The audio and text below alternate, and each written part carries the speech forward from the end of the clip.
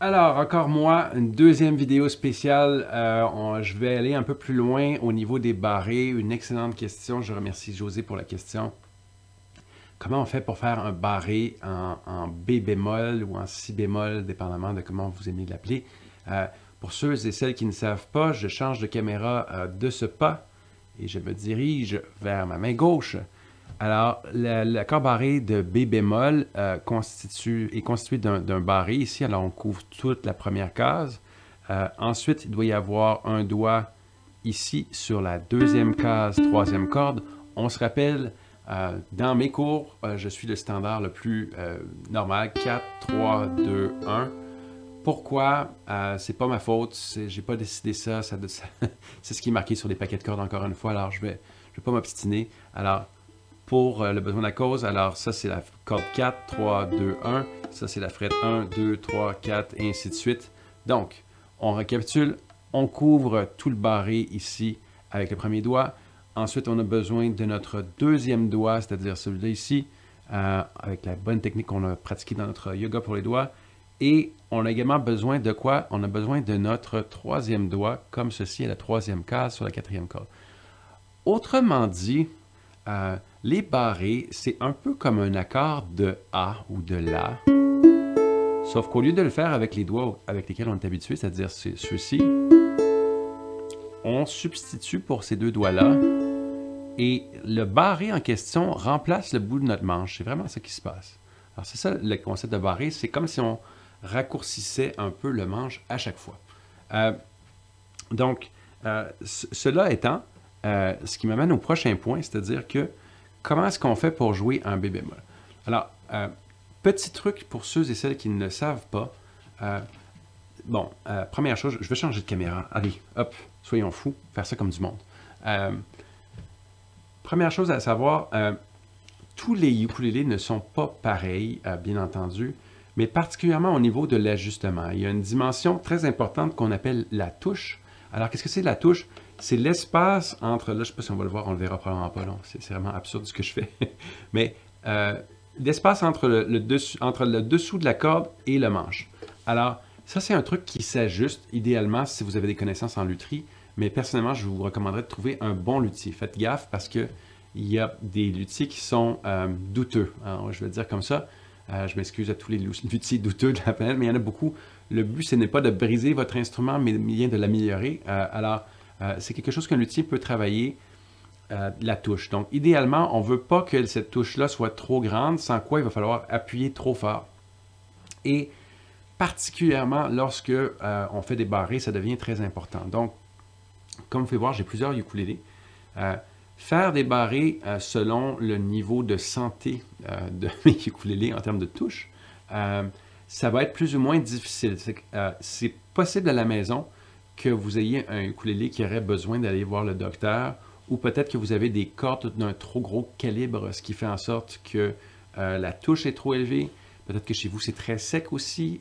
Les ukulélés qui sont en bois sont sensibles à l'humidité, donc ça va bouger.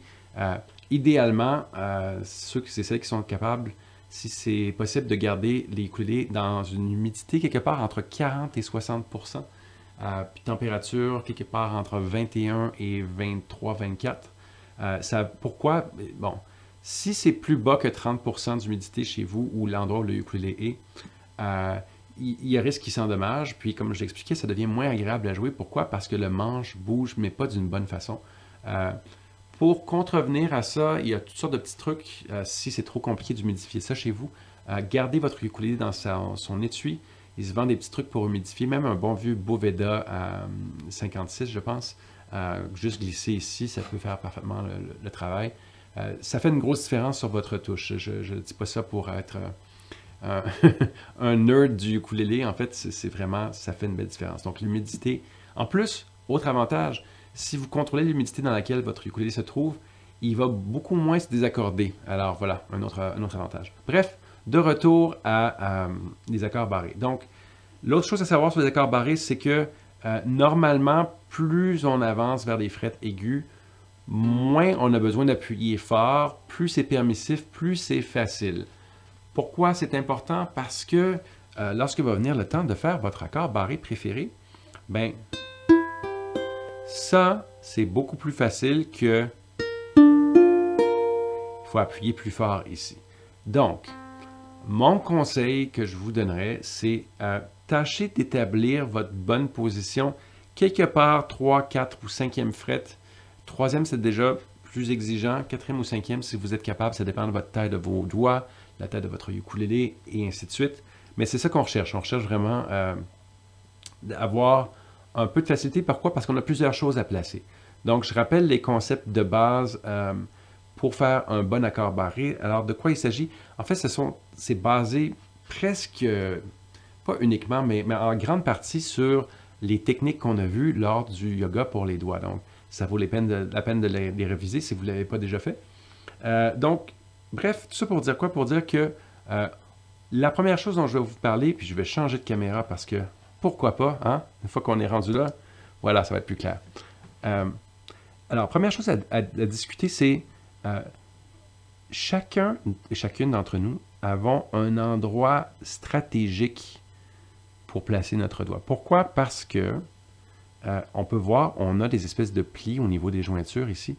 Et forcément, quand la corde se retrouve ici, ça va l'étouffer et ça va un peu nous faire rater notre barré. Donc, afin d'éviter cette situation non souhaitée, ce qu'on va faire, c'est qu'on va se promener au début juste avec le barré afin de trouver, s'assurer que toutes les cordes fonctionnent. Si ce n'est pas le cas, par exemple, je vais juste déplacer légèrement mon doigt un petit peu jusqu'à ce que je trouve, OK, là, ça marche. Est-ce que mon autre fonctionne encore?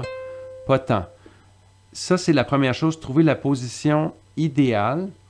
Et c'est vraiment des trucs de millimètres, là. Il ne faut pas se décourager. Je vous garantis que lorsque vous allez trouver ce qu'on dit en français le sweet spot ou cette espèce d'endroit magique pour votre main, vous allez le savoir immédiatement, sans aucun doute.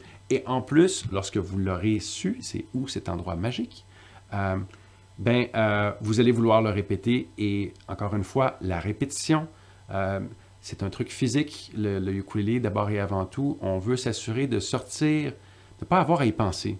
Alors, ça vaut la peine, même si c'est un peu lent au début en apparence, vous allez pouvoir aller beaucoup plus loin et avoir beaucoup plus de plaisir une fois que vous avez investi un peu de temps à développer ces aptitudes-là. Donc, pour les barrés, juste petite parenthèse, les barrés, ça peut prendre facilement, si en travaillant peut-être 2, 3, 4 fois par semaine, ça peut prendre jusqu'à 1 mois et demi avant d'en venir à un résultat potable.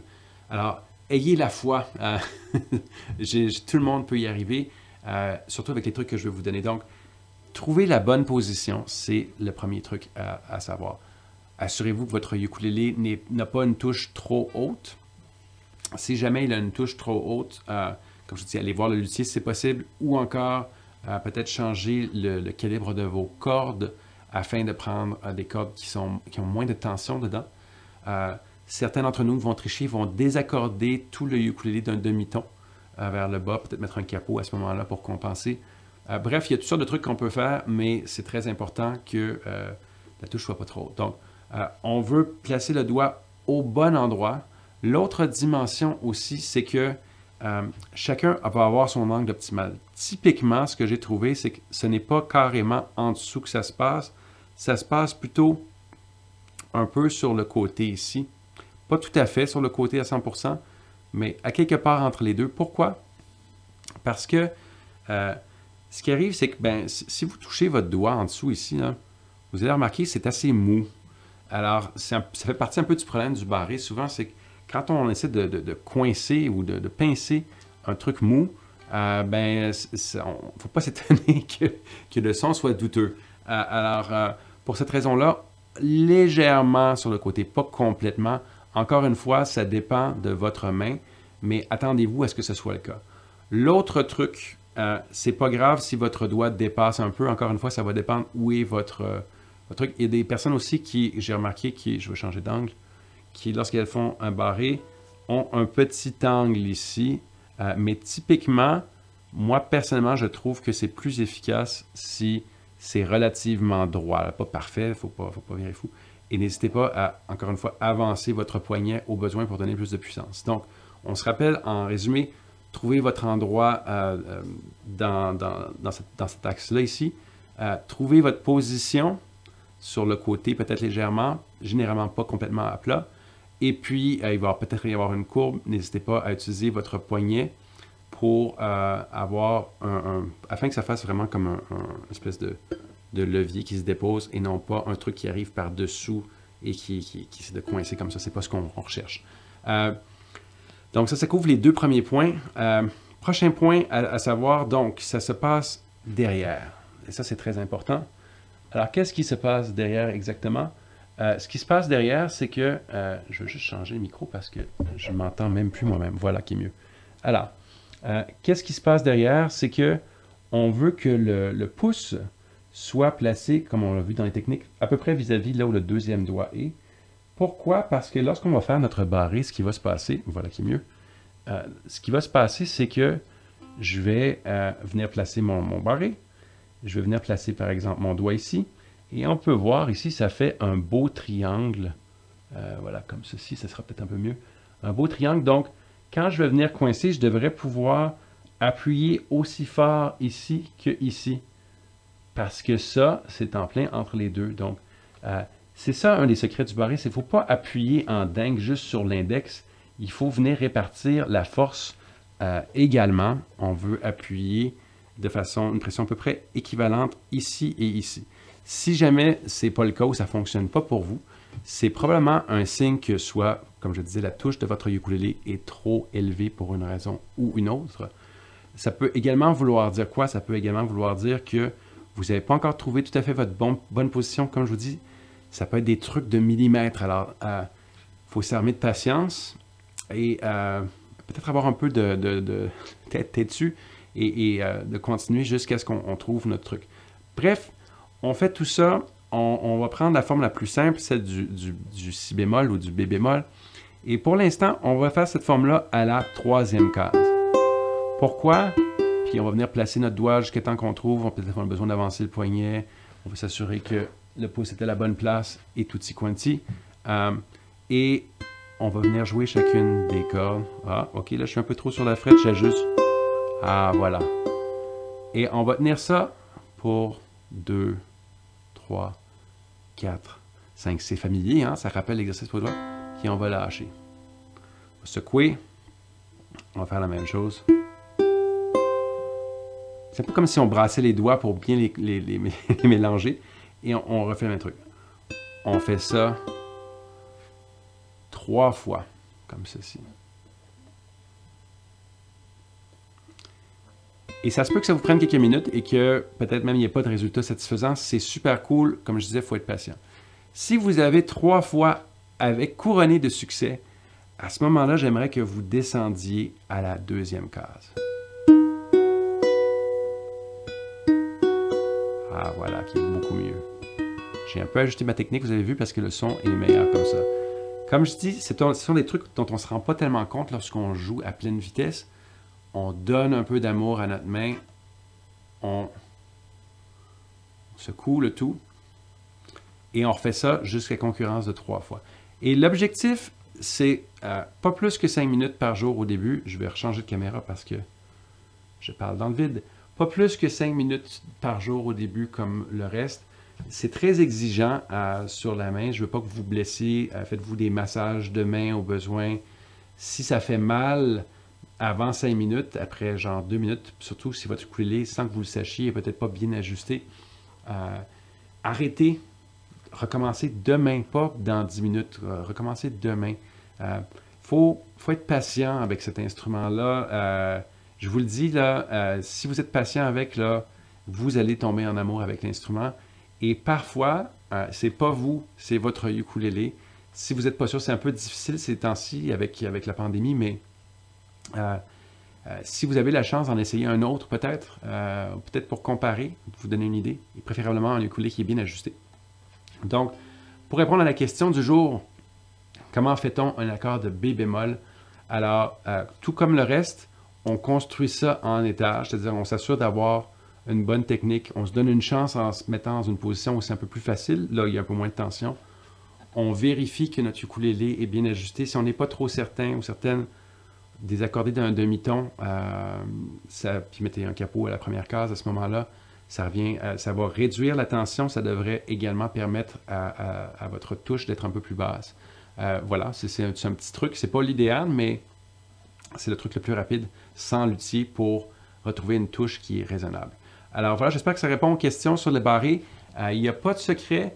Il faut, une fois qu'on a la technique puis qu'on peut faire ce genre de truc-là, après, il faut jouer des chansons avec des barrés. C'est comme ça qu'on s'améliore. Et encore une fois, isoler peut-être une section avec 2 accords. Je sais, surtout ceux et celles d'entre nous qui sommes plus de nature impulsive ou impatiente, c'est comme « Ah, mais ça va me prendre une éternité. » Non, en fait, l'autre technique de juste se précipiter et faire n'importe quoi, ça va être beaucoup, beaucoup plus long. Et j'ai envie de dire même, ce qui est chouette, c'est faut garder en tête le fait que ce que je trouve qui est fabuleux au ukulélé, c'est vous avez la possibilité de vous améliorer un petit peu chaque jour. Alors, ce ne sera pas nécessairement toujours dans tout. Il y a des jours où il va y avoir une perception où vous n'êtes pas amélioré dans un truc. Mais si vous cherchez bien, si vous faites une rotation des trucs comme on avait discuté l'autre fois, vous allez trouver un truc à améliorer. Et puis parfois, ben, ce ne sera pas nécessairement une amélioration, ça va être juste, ben, aujourd'hui, j'avais besoin de respirer. Puis le ukulélé m'a aidé. Alors, merci ukulélé. Et puis, c'est pas plus compliqué que ça. Donc, c'est sûr que si vous recherchez la détente, peut-être que les barrés, gardez ça pour une autre journée. Ça peut être source de frustration. Donc, voilà, j'espère que ça aide. Puis, on se dit à bientôt.